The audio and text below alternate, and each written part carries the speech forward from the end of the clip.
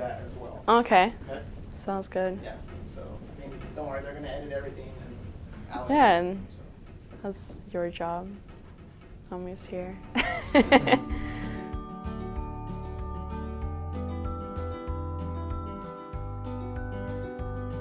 I'm from Borlänge, Sweden. It's considered a mid-sized city with about 50,000 people, which is pretty small if you compare it to here. I remember coming over to Brownsville and everybody's like, Brownsville is so small. But it's a lot of nature around it. So I remember we always used to go out in the forest, and like you can literally go out there in the forest and not see a single person the whole day. But it's very homey, very traditional. So it's really pretty, but it's really different from here. I started playing soccer when I was like 5, then I stopped. And then I started playing again as a goalkeeper by mistake. I was actually going to handball practice, and I came an hour early for some reason. And my friend's team were practicing before us in the same hall. And they were like, hey, we need a goalkeeper, do you want to jump in and like try out? And I was like, yeah, sure, whatever.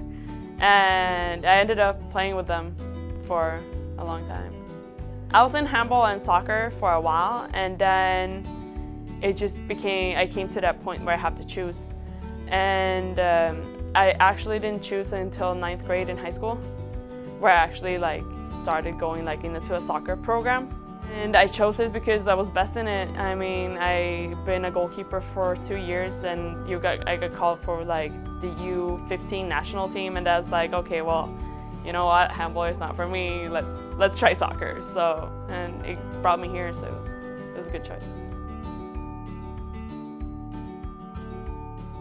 My biggest fans, oh my God, my parents, I guess. As a kid growing up, I didn't want them to come to my games because I had like this thing that they would jinx it. But they always been there for me and always supported my decisions and making sure that what I wanted to do, that they tried to do the best to get me there. I think it's been easier for me than for them. Right now I haven't been home for Christmas, so that's like almost 9 months.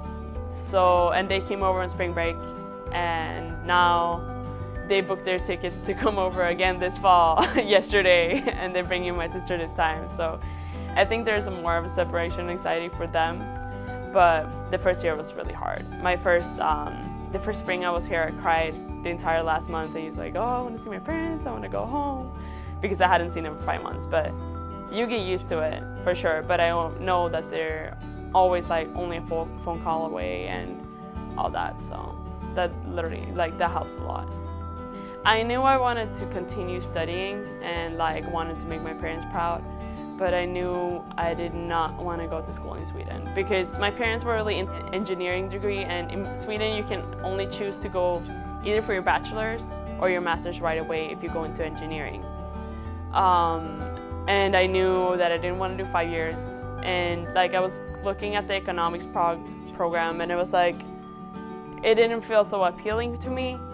And if I basically saw it as a chance, like I could do what I love, which is soccer, and get an education. And back home, like a lot of people travel the world. They work half a year and then they travel. And I could basically do all 3 things I really wanted to do in like one package. So I decided to come over. My major is finance, and I chose it at UT Brownsville because they didn't have economics.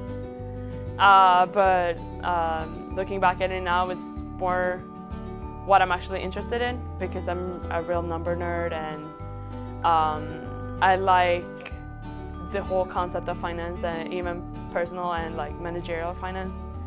And I love numbers, and I love Excel sheets and spreadsheets, which is super nerdy, but I'm really good at it, and I really burn for helping people to have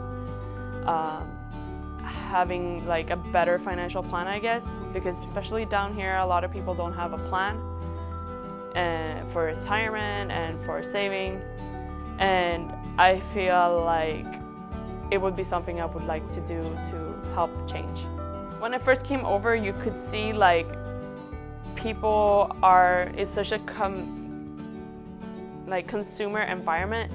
Like people buy way more stuff on credit. Like I never heard about anybody buying a couch on credit back home. Like that doesn't exist. Like you save up and then you buy it. So that got my attention. It's like, oh, that's odd.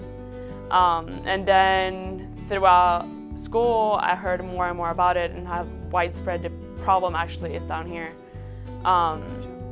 And yeah, it gets me kind of mad and see how companies take advantage of people's financial literacy.